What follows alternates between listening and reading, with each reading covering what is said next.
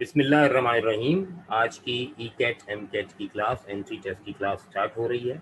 अच्छा, ये सिर्फ ई कैट एम कैट की क्लास नहीं है। बेसिकली इस क्लास में F P S C, S P S C यानी Sindh public service commission, federal public service commission, Punjab public service commission और यहाँ तक कि सी एस एस में आने वाली वोकैबलरी और जहाँ जहाँ vocabulary, sentence correction, spotting error और एनालॉजी, इसके सवाल जिस जिस यूनिवर्सिटी में, जिस जिस इदारे में एप्टीट्यूड में या टेस्ट में आते हैं, उन सब के लिए ये मोस्ट सूटेबल क्लास है। ठीक है। कल जब मैं क्लास दे रहा था तो प्रोनाउंसिएशन का मुझे फीडबैक बहुत अच्छा आया, लोगों ने बड़ी तारीफ की, बहुत अच्छी क्लास है।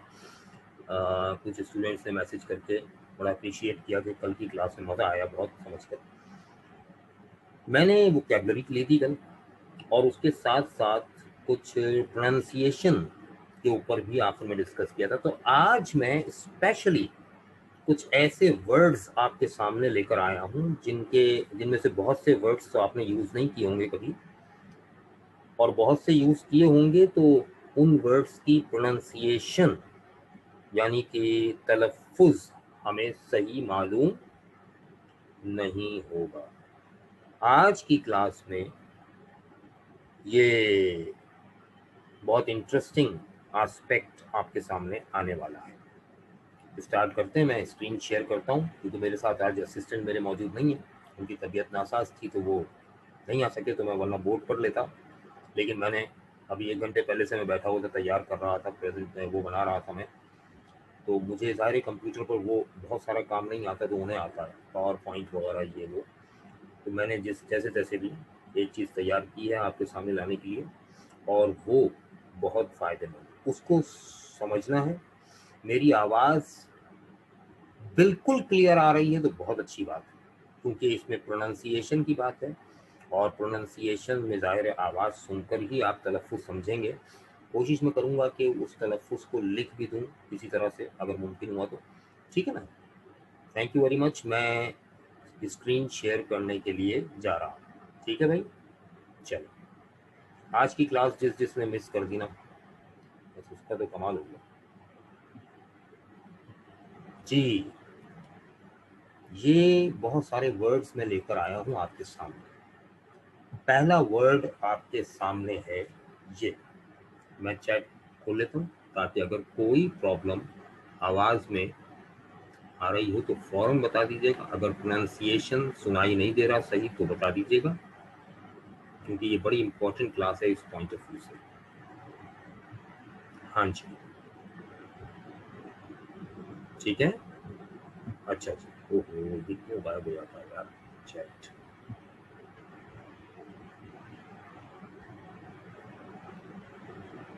अच्छा, चलो अब देखिएगा। पहला वर्ड क्या पढ़ेंगे इसको, पहले तो इसको पढ़ना। इसके मीनिंग तो होते हैं बट या द। जैसे सेंटेंस मैंने एग्जांपल में दिया है, ठीक है ना। यहाँ अगर मैं बट या द लगाऊं, जैसे it is an interesting but useless invention, ये ईजाद दिलचस्प तो है मगर कारामद नहीं।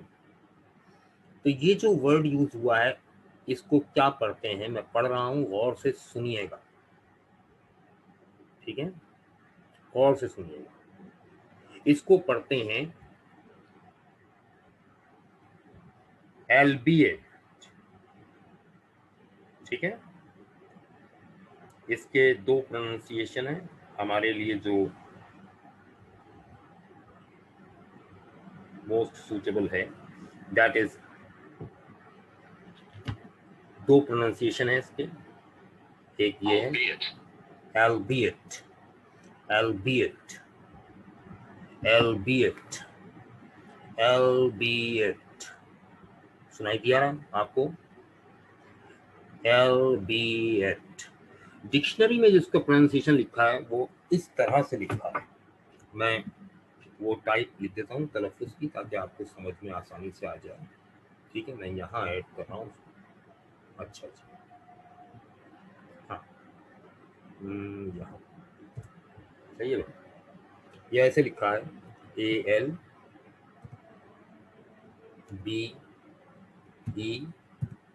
ALBEIT, albeit, albeit भी कह सकते हैं, albeit भी कह सकते हैं, सही तलफ़ुज़ इसका albeit, ठीक है। और अमेरिकन इसको albeit भी कहते हैं, क्योंकि ये एल या ऑल जो है ये वही although या although वाला है, तो ये सही जो वर्ड तलफ़ुज़ है इसका albeit है। albeit के मीनिंग होते हैं बट या द, मगर या हालांकि, अगरचे। So if I say it is an interesting albeit useless invention, it means it is interesting but not useful. It is interesting but useless. तो but की जगह यूज होता है और अब भी होता है, ये कोई ओल्ड इंग्लिश नहीं है भाई, ठीक है, लिटरेरी इंग्लिश में अब भी इस्तेमाल होता है। क्लियर? मैं चैट देख लूं जरा, अगर किसी को कोई प्रॉब्लम है तो मैं डिस्कस कर लूं। हाँ भाई, good. The next word is very interesting word. We read it like this: caveat. ठीक है, क्या पढ़ा मैंने? caveat, caveat। टी के ऊपर वाइब्रेशन नहीं है, टी के ऊपर वाइब्रेशन नहीं है, तो मैं इसको यूं पढ़ूंगा caveat, caveat। तो टी की आवाज मिनिमम सुनाई देगी, ठीक है, तो ये पढ़ा जाएगा caveat, caveat, caveat, ठीक है। क्या पढ़ेंगे? caveat, alif ke at, not at. Yes, albeit is conjunction. You are 100% right. Caveat is noun. It is a noun. Caveat. Caveat means alert or warning. ठीक है, यानी तंबीह या खबरदार करना। That simply an example is here. When you sign up, you will get a free cell phone. There is an offer on the internet for the people. When you sign up, you will get a free cell phone. The caveat is that you will be locked into a 2-year contract. ठीक है ना? यानी अब देखिए caveat का मतलब क्या है? अलर्ट और वार्निंग। यानी जब आप साइन अप होंगे तो आपको एक सेल फोन मिल जाएगा फ्री में। अब ये वार्निंग भी है, ये अलर्ट है कि आप 2 साल के लिए इस कॉन्ट्रैक्ट में लॉक्ड हो जाएंगे, बाउंड हो जाएंगे, ठीक है। तो खबरदार, आप 2 साल के लिए बाउंड है, सेल फोन लेके भाग नहीं सकते। तो ये caveat, it is caveat, alert, it is warning, ठीक है। ऑफिशियली जो वार्निंग दी जाती है वो इस तरह से है, ठीक। आप ईमेल में या किसी और ऑप्शन पे किसी को वार्निंग दे रहे हैं तो इस तरह से दी जा सकती है। The next word is very interesting and very much used on media in talk shows. Political terminology के तौर पर बहुत इस्तेमाल होने लगी है ये। और इसको क्या पढ़ते हैं? इसको पढ़ते हैं जनाबे वाला केओस। केओस क्या पढ़ते हैं? केओस, केओस, ठीक है। तो इसको पढ़ते हैं केओस। और केओस का मतलब क्या होता है? State of extreme confusion and disorder. For example बहरान की कैफियत मुल्क भर में, जैसे गैर यकीनी की कैफियत, बदनज़मी की कैफियत केओस कहलाती। अब देखें, जब कोई कौम मिडिल क्लास जिसमें मेजॉरिटी में होती है, वो कौम खुशनसीब होती है जिसमें मिडिल क्लास मेजॉरिटी में होती है। अल्हम्दुलिल्लाह पाकिस्तान में मिडिल क्लास मेजॉरिटी में है, ठीक है ना। और मिडिल क्लास ही एक्टिव होती है इनकलाब लाने में, रेवोल्यूशन लाने में, तो मिडिल क्लास ही एफर्ट करती है। अगर आप देखें तो अपर क्लास को तो कोई ज़रूरत नहीं होती तब्दीली लाने की, ठीक है ना। लोअर क्लास की हिम्मत नहीं होती तब्दीली लाने की, वो तो बेचारे अपने हालात में तब्दीली ला सकते हैं, लेकिन मिडिल क्लास जो होता है वो स्ट्रगल कर रहा होता है सस्टेन करने के लिए, तो उसकी स्ट्रगल जो है वो उसे स्ट्रगल करने की आदत होती है। अगर आप 19th सेंचुरी का लिटरेचर पढ़ें, ख्वाह वो बर्ट्रैंड रसल हो या थॉमस कार्लाइल हो या एडिसन हो, तो उनकी किताबों से यही मिलता है कि उन सब ने मिडिल क्लास को प्रोवोक करने के लिए लिखा। तो मिडिल क्लास ही इनकलाब लाती है। जब इनकलाब आने वाला होता है तो उससे पहले की सिचुएशन क्या होती है? सबसे पहले तो केओस क्रिएट होता है। केओस में क्या होता है? एक डिसऑर्डर, एक कंफ्यूजन, एक अनसर्टेनिटी की हालत होती है, गैर यकीनी की हालत होती है। कुछ नहीं पता होता कल क्या हो जाएगा, हुकूमत है या नहीं रहेगी, कुछ नहीं पता कल सुबह मार्शल लॉ लग जाएगा, क्या हो जाएगा, है ना। इस तरह की गैर यकीनी की कैफियत होती है। फिर उसके बाद यानी एक गहमा, एक नफ्सा नफ्सी का आलम होता है, हम इसे यूं कहते हैं, नफ्सा नफ्सी का आलम, एक भाग दौड़ गैर यकीनी का आलम, किसी को कुछ समझ में नहीं आ रहा होता क्या होगा। केओस के बाद आती है सिचुएशन जिसे हम कहते हैं, पहले क्राइसिस आता है, क्राइसिस के बाद केओस आता है, और केओस के बाद जो सिचुएशन आती है ना, वो होती है एनार्की। एनआरकी का वर्क मैंने करवाया था, यानी जब गवर्नमेंट की रिट खत्म हो जाती है और कोई भी गवर्नमेंट के इदारे भी गवर्नमेंट की बात नहीं मान रहे होते, पुलिस और आर्मी भी गवर्नमेंट की बात नहीं मानती, तो ऐसी सिचुएशन को कहते हैं एनार्की। तो केओस का अगला स्टेज होता है एनार्की, और एनार्की का नेक्स्ट स्टेज जो होता है वो होता है रेवोल्यूशन यानी इनकलाब। ठीक है ना। तो ये वहां पढ़ी जाती है आमतौर पर पॉलिटिकल साइंस में। तो केओस का मतलब होता है state of extreme confusion, disorder, uncertainty. And here is an example, very simple example before us. It was a scene of total chaos when the animals escaped from the zoo. It was a scene of total chaos, यानी अजीब नफ्सा नफ्सी का आलम दिखाई दिया। When the animals escaped from the zoo, जब चिड़िया घर से जानवर फरार हो गए, तो जाहिर है कि एक अजीब सा भगदड़ सी मच गई होगी, भाग दौड़ मच गई होगी, उसे कहते हैं हम chaos। ठीक है। The next word is very interesting, और इसका प्रोनाउंसिएशन भी बड़ा इंटरेस्टिंग है। ये वर्ड है जिसमें एस साइलेंट, एस साइलेंट है, और इसको क्या पढ़ते हैं? Debris, debris, debris. एस की आवाज नहीं निकलेगी, साइलेंट, डेब्री।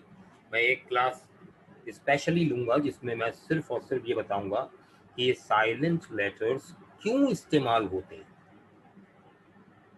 हमारे यहाँ बच्चों को यही नहीं पता साइलेंट लेटर क्यों इस्तेमाल होते हैं, बस ये पता है साइलेंट है। अच्छा, टीचर से पूछ भी लो ना क्यों साइलेंट क्यों है, तो टीचर को भी नहीं पता होता बेचारे, ज्यादातर, माजरत के साथ। तो उसके ऊपर पूरी क्लास दूंगा। डेब्री, इसमें फोनेटिक रीजन भी होते हैं, ग्रामेटिकल रीजन भी होते हैं, और इसमें एटिमोलॉजिकल रीजन भी होते हैं। ठीक है ना, कई रीजन होते हैं साइलेंट लेटर में। बार यहाँ एस साइलेंट है, इसको पढ़ेंगे डेब्री, डेब्रिस नहीं पढ़िएगा, गलत हो जाएगा। किसे कहते हैं? मैं उर्दू में एक लफ्ज कहूं, मलबा। कहते ना भाई इतने लोग मलबे तले दब गए, तो मलबे को क्या कहेंगे? तो मलबे को एक और वर्ड है रैकेज, रैकेज भी कहते हैं, लेकिन सही वर्ड मलबे के लिए होता है debris, the remains of material that is broken, thrown away और डिस्ट्रॉयड। यानी किसी चीज को तबाह कर दिया जाए या गिरा दिया जाए या तोड़ फोड़ दिया जाए, तो उसका जो बाकी मटेरियल बच जाता है, पड़ा होता है, उसे कहते हैं मलबा। इंग्लिश में कहते हैं डेब्री।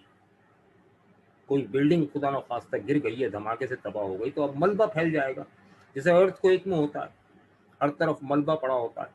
तो यहाँ एग्जाम्पल भी अर्थ को दी है मैंने। After the earthquake it took weeks to clear the debris from the roads.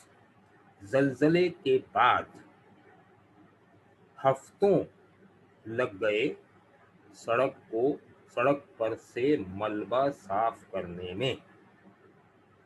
आप समझ में आ गया होगा डेब्री के meaning. The next word is very interesting and very useful in common spoken language.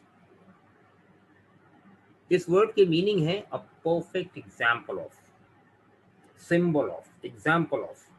हम कहते हैं ना भाई फला तो फला की मिसाल है, फला तो ईमानदारी की एक मिसाल है। तो इसे हम क्या कहते हैं इंग्लिश में? इस वर्ड का प्रोनाउंसिएशन क्या होगा? इसको एपिटोम नहीं पढ़ते, इसको पढ़ते हैं एपिथमी।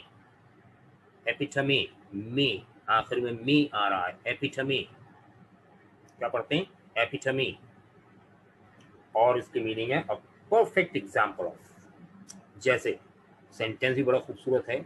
अब्दुल सत्तार ईदी मरहूम, अल्लाह उन्हें बड़ी रहमत करे, अब्दुल सत्तार ईदी was the epitome of kindness and generosity। एहसान और सखावत की मिसाल है। समझ में आ गया होगा मेरा ख्याल है। The next word is now before you। अच्छा, ये वर्ड बड़ा गलत प्रोनाउंस किया जाता है। आम तौर पर साइंस के स्टूडेंट्स जो हैं वो इसे सही प्रोनाउंस नहीं करते। आजकल तो वैसे भी इंग्लिश में एक फैशन है कि जितना मुंह टेढ़ा करके इंग्लिश बोलोगे ना, लफ्ज का तलफ्फुज बिगाड़ कर, उतना ही वो ज़्यादा अच्छा समझा जाता है। हमारे यहाँ एक बर्गर क्लास है ना, विटामिन को वाइटामिन नहीं कहेंगे तो मज़ा ही नहीं आएगा, मल्टी नेशनल को मल्टाई नेशनल कहेंगे नहीं कहेंगे तो अजीब लगेगा। एक तो अमेरिकन ने इंग्लिश का प्रोनाउंसिएशन तबाह किया, बहरहाल वो तो एक अलग कल्चर ही है, लेकिन हम लोगों ने तो उनसे भी आगे निकल गए। तो ये वर्ड आम तौर पर पढ़ा जाता है गॉज। 99% साइंस के टीचर्स भी इसे स्क्रू गॉज, माइक्रोमीटर इस्तेमाल होता है ना, स्क्रू गॉज। गॉज नहीं है भाई, गॉज नहीं है, GAUGE लिखा हुआ तो गॉज है, पढ़ा जाएगा गेज। क्या पढ़ा जाएगा? गेज। डिक्शनरी भी खोल के देखना चाहिए, लोगों से सुन सुन कर नहीं इंग्लिश सीखनी चाहिए सिर्फ। प्रोनाउंसिएशन इसका है gauge, and gauge means to measure, पैमाइश करना। अब वो कोई भी चीज़ हो जिसकी पैमाइश आप कर रहे हैं, आमतौर पर थिकनेस किसी आयरन शीट की या किसी भी चीज़ की, किसी मटेरियल की थिकनेस को, यानी वो कितना मोटा है, उसे गेज हम कहते हैं आमतौर पर। लेकिन वैसे किसी भी चीज़ की मेजरमेंट को, किसी एब्स्ट्रैक्ट क्वालिटी की भी मेजरमेंट को आप गेज कह सकते हैं। यहाँ मैंने इसी तरह का सेंटेंस बनाया है, तो और से सुनिएगा सेंटेंस क्या, देखिएगा आपके सामने है sentence. You might give a potential employee a trial project. जिन मुलाजमीन में पोटेंशियल है, यानी सलाहियत है, आप उन्हें एक ट्रायल प्रोजेक्ट दे सकते हैं। ट्रायल प्रोजेक्ट क्या होगा? यानी उनकी आजमाइश के लिए एक प्रोजेक्ट उनको दे दिया जाए, to gauge his ability to do the job, ताकि उनकी सलाहियत की पैमाइश की जा सके इस जॉब को करने के लिए। यानी एक जॉब दी जा रही, मगर उससे पहले एक ट्रायल प्रोजेक्ट दिया जाए उन्हें, वो भी उनको जो पोटेंशियल एम्प्लॉई हैं, जो वो एम्प्लॉई कहते हैं मुलाजिम को, और एम्प्लॉयर कहते हैं मालिक को। उस मुलाजिम को जिसके अंदर पोटेंशियल है, सलाहियत है, एबिलिटी है, उसे एक ट्रायल प्रोजेक्ट दिया जाए ताकि आप इजीली गेज कर सकें, यानी मेजर कर सकें उसकी एबिलिटी को, उसकी सलाहियत। ठीक है। The next word is coming before you now, very interesting. इसका प्रोनाउंसिएशन बताओ भाई क्या होगा, सुने अब गौर से। ये बज़ाहिर तो हायरार्की लिखा है, लेकिन इसका सही प्रोनाउंसिएशन ब्रिटिश इंग्लिश में है हायरार्की। मैं जैसे बोल रहा हूँ ऐसे ही, हायरार्की, हायरार्की, हायरार्की। इसको लोग हायरार्की और हायरार्की और पता नहीं क्या क्या बोल रहे होते हैं। डिक्शनरी भी पढ़ना चाहिए। अब तो ऐसी डिक्शनरीज भी आ गई हैं जिनमें आवाज़ होती है, ठीक है ना, तो चेक किया करो। मैं आपको यहाँ एक सजेशन भी दूंगा, एडवाइस भी दूंगा, और वो ये है कि जैसे मेरे पास, हाँ ये देखिएगा, मैं कैमरे के सामने ला रहा हूँ, मैरियम वेबस्टर्स डिक्शनरी है। ये ऑफलाइन डिक्शनरी, क्या नाम है इसका, मैरियम वेबस्टर, ठीक है भाई। ये डिक्शनरी ऐसी है कि आप अपने स्मार्टफोन में इंस्टॉल कर लें, इसमें वॉइस भी आती है। जैसे अभी मैंने एक वर्ड कहा है हायरार्की, तो अब देखिए इसका प्रोनाउंसिएशन क्या मैं सही कर रहा हूँ या है वही, है ना। तो हाँ देखिए, ये ऑफलाइन डिक्शनरी है, इसके लिए इंटरनेट का होना ज़रूरी नहीं होता। आप देखिए मैं आपको सुनवाता भी हूँ, माइक शायद आपको आवाज़ आ जाए।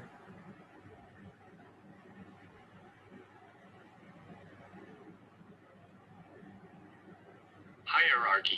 Hierarchy. The same pronunciation what I told you. Hierarchy. Hierarchy किसे कहते हैं? The order of importance, the order of importance, responsibility, social status. आमतौर पर मुआशरे में जो स्टेटस होता है, रुतबा या मायार होता है, या जो जिम्मेदारी के लिहाज से अहमियत का हामिल होती है, उसे कहते हैं हम हायरार्की। जैसे मैं कहूँ the hierarchy of police department, तो इसका मतलब आईजी, डीआईजी, एआईजी, उनकी बात हो रही है ना, तो उनका स्टेटस जो है हाई है।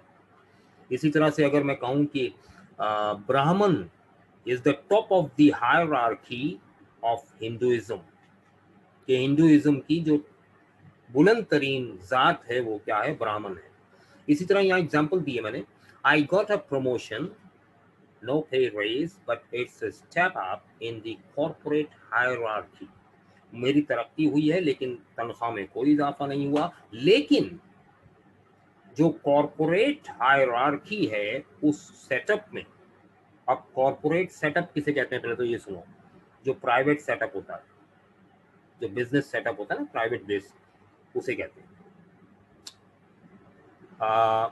उसमें हायरार्की में मुझे स्टेप अप कर दिया गया है, यानी बढ़ा दिया गया, ओहदा बढ़ गया है, रुतबा बढ़ गया है, इंपॉर्टेंस बढ़ गई, ठीक है। The next word will surprise you. Obviously, it will surprise you. First, you try to pronounce it. You will pronounce it indict, but this is wrong pronunciation. The correct pronunciation is indict. इसमें C silent है। मजे की बात ये, इसमें C silent। अब क्यों है C silent? इसका रीजन तो मैं साइलेंट की क्लासेस में बताऊंगा। फिलहाल ये बता दूं कि अगर इंडाइट कहना है तो ठीक है, बाद ई लगना चाहिए, अभी नहीं लगा रहे तो क्या करेंगे? तो आई का प्रोनाउंसिएशन, आई की साउंड चेंज करने के लिए हमने यहाँ सी साइलेंट यूज कर दिया, तो ये हो गया इंडाइट। इट इज नॉट इंडिक्ट, इंडाइट, और इसका नाउन बनता है इंडाइटमेंट। इंडाइटमेंट, इसमें सिर्फ मेंट का इजाफा हो जाएगा, तो इंडिक्टमेंट नहीं होगा, इंडाइटमेंट होगा। ये वर्ड है इंडाइट। इंडाइट वर्ब है, इंडाइटमेंट नाउन है। It means to formally charge the person with a crime, यानी किसी शख्स पर वैसे ही इल्जाम लगाया जाए तो ब्लेम कहते हैं, लेकिन अगर किसी शख्स पर फॉर्मली, फॉर्मली का मतलब बाकायदगी से, कानूनी तरीके से, एक जाब्ते के तहत जुर्म का इल्जाम आयद किया जाए, जिसे हम उर्दू में कहते हैं फर्द जुर्म आयद करना। हम कहते हैं ना भाई, आज सुप्रीम कोर्ट में फला फला के खिलाफ फर्द जुर्म आयद कर दी गई, तो फर्द जुर्म आयद करने का मतलब कानूनी तौर पर अदालत में बुलाकर कागज देकर उसे बता दिया गया कि आप पर ये इल्जाम है। इसे कहते हैं indict as a verb and indictment as a noun. The sentence for example is before you hear, 4 people were indicted in the investigation of the fraud। इस फ्रॉड के 420 का केस होता है ना, उसे फ्रॉड कहते हैं। तो जिसे हम करप्शन भी कहते हैं, बड़े लेवल पर जो होता है करप्शन होता है, छोटे लेवल पर फ्रॉड होता है। तो फ्रॉड की इन्वेस्टिगेशन यानी तफ्तीश में 4 अफराद पर फर्द जुर्म आयद की गई। 4 people were indicted, not indicted। हो गया ना हैरान? द नेक्स्ट वर्ड, अच्छा ये वोकैबुलरी भी मिल रही है आपको और प्रोनाउंसिएशन भी मिल रहा है, मजे की बात ये। नेक्स्ट वर्ड क्या पढ़ेंगे इसको, इसमें जी साइलेंट, और साइलेंट जी क्यों इस्तेमाल हुआ है, वही रीजन है जो ऊपर इंडाइट में था कि अगर जी ना होता तो हम इसको पढ़ते पैराडिम, लेकिन जी लगा हुआ है तो हम इसको पढ़ेंगे पैराडाइम। क्या पढ़ेंगे, पैराडाइम। अब बगैर ई के, हालांकि इसके लिए पैराडिम के बाद आखिर में एम के बाद ई होना चाहिए था, तो फिर हम पढ़ते पैराडाइम। अब वो ई नहीं है तो आई को वो साउंड कैसे मिलेगी, है ना, तो जी साइलेंट जो है वो आई की साउंड को चेंज कर रहा है, वो बना रहा है इसे पैराडाइम। पैराडाइम जो है it means widely accepted belief और थियरी, यानी एक ऐसा अकीदा या एक ऐसा नज़रिया जिसे वसी पैमाने पर दुनिया भर में या पूरे मुआशरे में माना जाता है, एक्सेप्ट किया जाता है, ठीक है ना। आम तौर पर हम इसे परसेप्शन भी कह सकते हैं, लेकिन वो राय होती है और ये अकीदा या नज़रिया होता है। अगर कॉमन ओपिनियन हो तो परसेप्शन कहलाएगी, और कॉमन बिलीफ हो तो पैराडाइम। क्या एग्जाम्पल है देखिएगा इसकी, द ऑथर्स, अच्छा टाइम कम रह गया है, बहरहाल हमारे वर्ड्स भी कंप्लीट होने वाले हैं, तो मसला नहीं है। The author's controversial work challenges cultural paradigms, यानी मुसन्निफ के कंट्रोवर्शियल वर्क यानी मुतनाज़े काम, मुसन्निफ ने कुछ ऐसी किताब लिखी जो मुतनाज़े हो गई, यानी जिस पर बहुत से लोगों को जो है वो एतराज़ है, वो चैलेंज करता है, उसका ऑथर का जो काम है वो चैलेंज करता है सकाफत में या मुआशरे में पाए जाने वाले पैराडाइम्स को।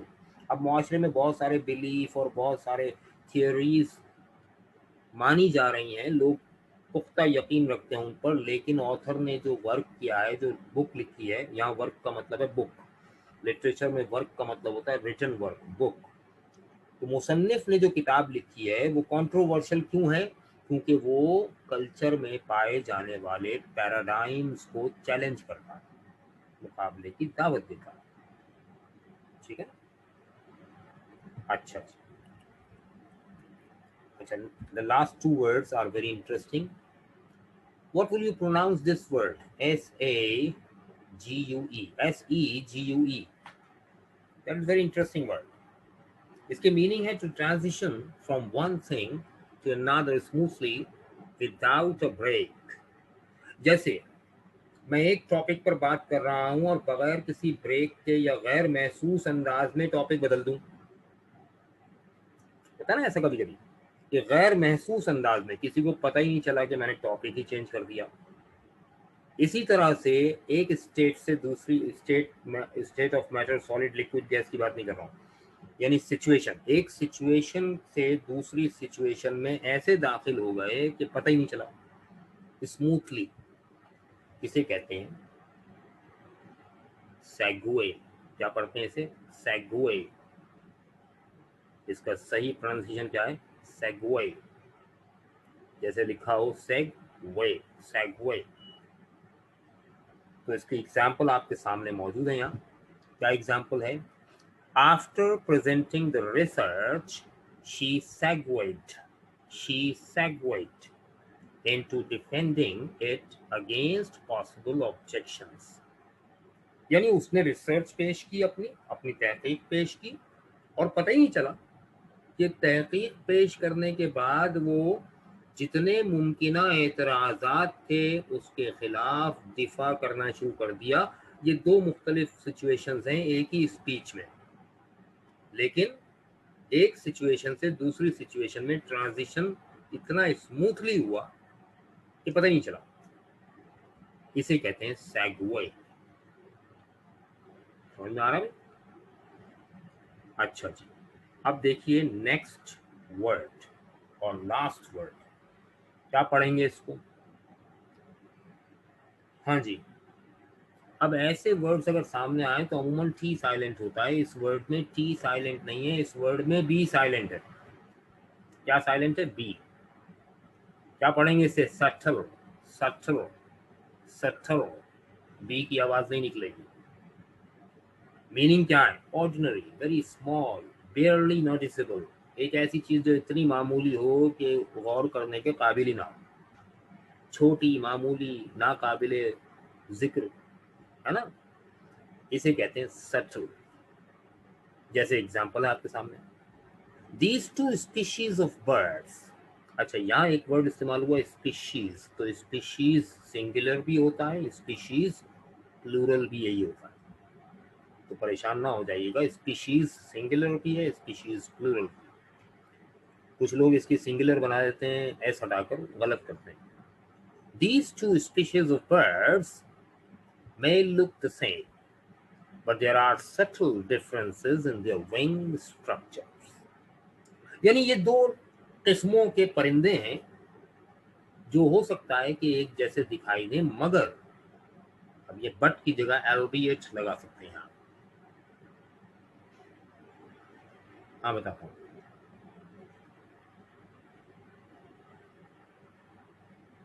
पर्टिकुलर वे, भाई मैं खुद करके बता रहा हूँ आपको प्रोनाउंस, इससे ज्यादा पर्टिकुलर वे क्या होगा। But there are subtle differences in their wing structure, लेकिन उनके परों के जो स्ट्रक्चर है, परों की साख्त है, उसमें मामूली सा, ना काबिले जिक्र फर्क पाया जाता है। तो सटल के एग्जाम्पल, अब मैं एक दफा और इन वर्ड्स को प्रोनाउंस करके सुना दूं आपको। ये वर्ड क्या है? सटल। ऊपर क्या है? Segue. Another word is there paradigm. ठीक है, दिस इज पैराडाइम।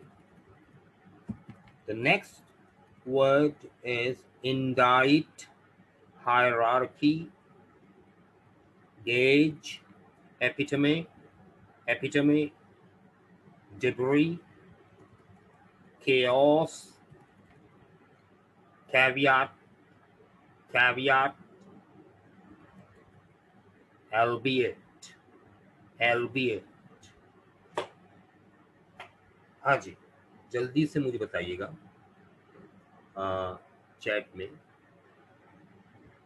माशाल्लाह आपकी समझ आ रही है, लेकिन कोई रूल वगैरह अच्छा अच्छा अच्छा प्रोनाउंस करने का। चले मैं आता हूँ अभी आपके सामने, 1 मिनट ठहरिए, स्टॉप शेयरिंग, और ये मैं आ गया आपके सामने। अब फेस टू फेस बात हो जाएगी, सुने गौर से बेटे।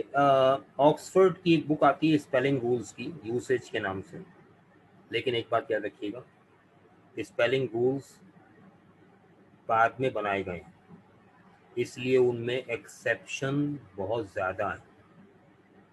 तो मैं हमेशा मना करता हूँ कि उन स्पेलिंग रूल्स को फॉलो ना करें, बल्कि हर वर्ड को डिक्शनरी से चेक कर लें, उसका प्रोनाउंसिएशन देख लें, ठीक है ना।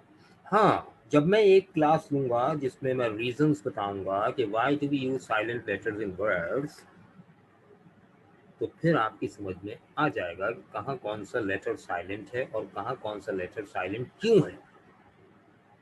अभी फिलहाल, या मैं थोड़ा सा अगली क्लास में इसका जिक्र कर दूंगा, थोड़ा सा अगली क्लास में इसका जिक्र मैं कर दूंगा बोर्ड पर।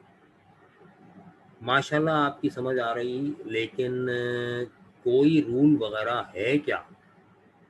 बेटे, रूल के लिए हमें फोनेटिक्स पढ़ना पड़ता है, फोनेटिक्स सब्जेक्ट है बाकायदा, ठीक है ना।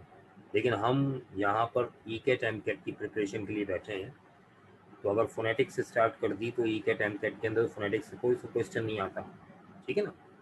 वोकैबलरी आती है, तो मैं आज वोकैबलरी करवा रहा था, एक्चुअल मेरा टारगेट वोकैबलरी था, लेकिन मैंने मैंने जो है उसके साथ साथ ख़ास तौर से वो वर्ड्स चुने हैं जिनका प्रोनाउंसिएशन भी बड़ा सरप्राइजिंग है, तो ताकि दिलचस्पी आपकी बढ़ जाए इसमें, ठीक है ना। इंटरेस्ट बढ़ेगा तो आपको ये अल्फाज याद भी हो जाएंगे, ठीक है ना? तो आपका इंटरेस्ट क्रिएट करने के लिए मैंने प्रोनाउंसिएशन की ज़्यादा बात की, हालांकि आज की क्लास का मेन टॉपिक तो वोकैबलरी था, ठीक। मज़ा जब ही आता है जब इंटरेस्ट हो। तो आप भी हैरत से प्रोनाउंसिएशन सुन रहे थे और हैरत से क्लास में देख रहे थे, तो उस हैरत की वजह से आपकी समझ में ज़्यादा आया, ठीक है।